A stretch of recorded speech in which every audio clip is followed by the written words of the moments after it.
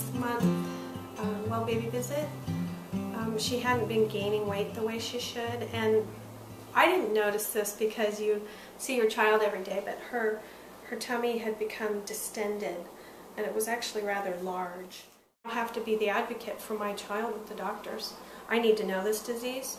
I need to be able to speak for her because she can't speak for herself. She's 6 months old.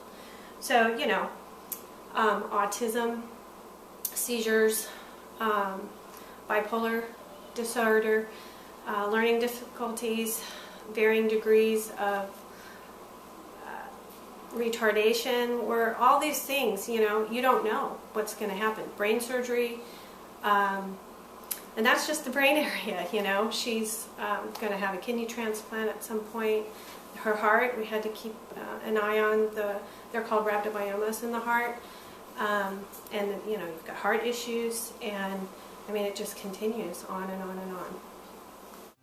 Brenna's a beautiful child. Fortunately, she was born with a pretty tough constitution. And I don't think she even comprehends how strong she is. She's extraordinarily artistic. She is very patient.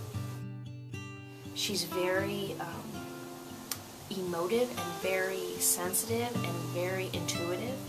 Extraordinarily bright, very smart. I remember as an infant, oh my gosh, she was so tiny. Her little veins were so small that it was a struggle to get blood. And she would cry and cry. Oh, I tell you now, she's such a tough kid. She's awesome. She just lays it out. She watches it go in and watches it go out. Okay. Wow. So she's gotten tougher. It's easier, I think, for her to go through it than it is for us to watch her go through it.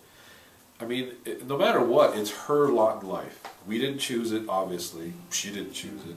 But she has to power through it. And we have to give her as much as we can to enable her to power through it. And she is. And she's doing it. And she's doing really good.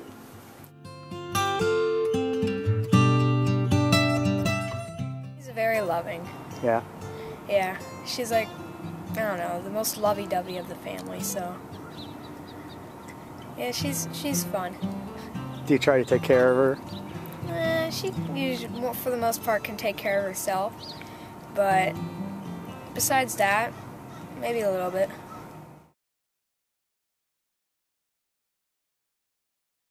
We're educated on the disease, and we tell her things as she either asks or as she needs to know.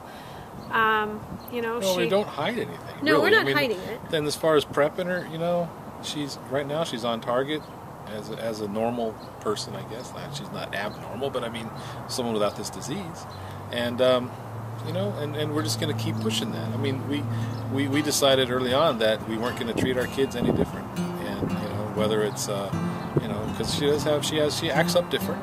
But she gets treated the same, and that's not just for her benefit, but for her siblings' benefit. Recently, she asked about her kidneys, because you know you go to the doctors, and everybody's asking about her kidney function and how close we are to a transplant. And she expressed fear, and concern relating to getting a transplant. And you know, it's like those are those moments in life where you just pray for wisdom.